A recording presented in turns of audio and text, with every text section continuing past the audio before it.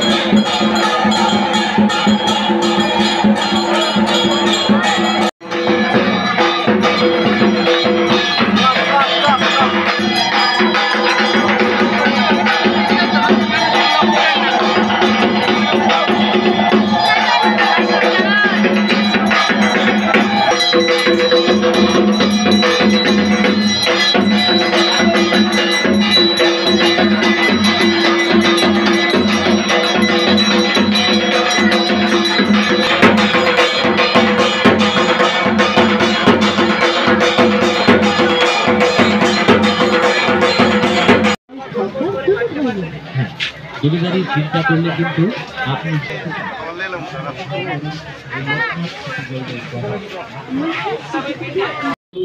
দেবতার যে মন্দির সেখানেও প্রায় আমরা এডিবি ফান্ড থেকে প্রচুর টাকা নিয়ে আমরা সেটাকেও ডেভেলপমেন্ট করছি।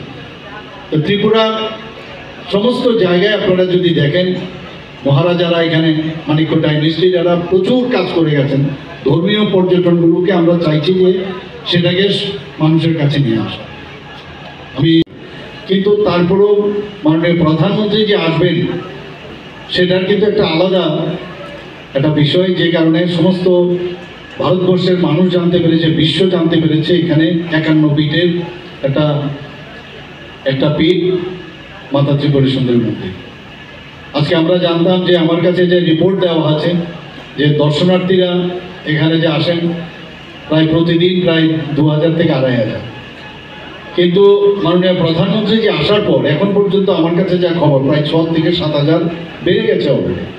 মানে এটা আমাদের জন্য একটা বাড়তি পাওনা আমি বলবো, এবং আমরা চাই যে মাতা ত্রিপুরা সুন্দরীকে নিয়ে সবাই সারা পৃথিবীর মানুষ জানে আমাদের যে আধ্যাত্মিক দিক দিয়ে একটা আধ্যাত্মিক একটা পীঠস্থান হিসাবে এই মাতা ত্রিপুরা সুন্দরী মন্দির সেটা প্রতিষ্ঠিত হয়, সেটা হচ্ছে আমাদের আশা।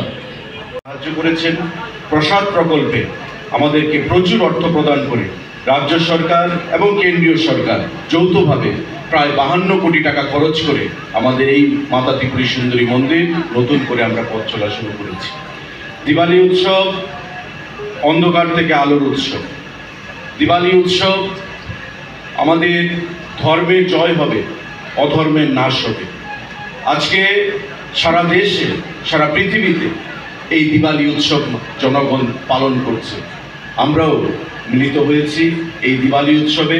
জাতি জনজাতি, জাত পাত, ধর্ম বর্ণ নির্বিশেষে আজকে মন্দির নগরী উদয়পুর আজকে জনগণের ঢল নেমেছে, যে আগামী 2 দিন 3 দিন লাখো লাখো লোকের সমাবেশের মাধ্যমে, ঢলের মাধ্যমে সমাপ্ত হবে। আমি